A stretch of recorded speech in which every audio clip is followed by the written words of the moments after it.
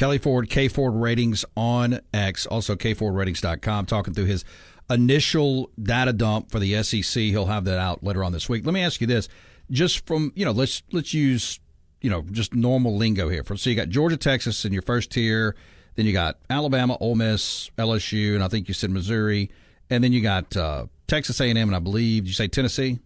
Yep. How close are those tiers relatively? Yeah, so I do think, like right now, from Texas and Georgia, at tier 1 to tier 2, you're looking at about half a game in SEC play. So that's half a game out of 8. So, that's a decent step.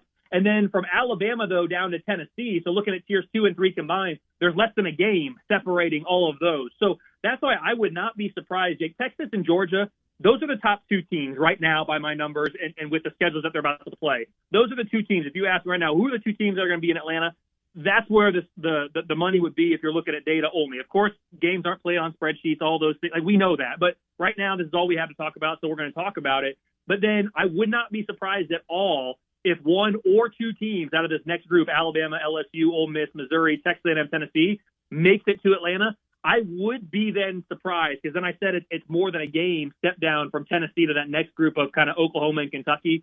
I would be surprised if anybody out of this group here that I'm about to say makes it to Atlanta based on projections right now. I'd be surprised if Oklahoma, Kentucky, Florida, Auburn, South Carolina, Arkansas, Mississippi State, or Vanderbilt. That would be a surprise if any of those teams make it to Atlanta. Anybody else, though, from that kind of top half, at this point, I think they all have a path.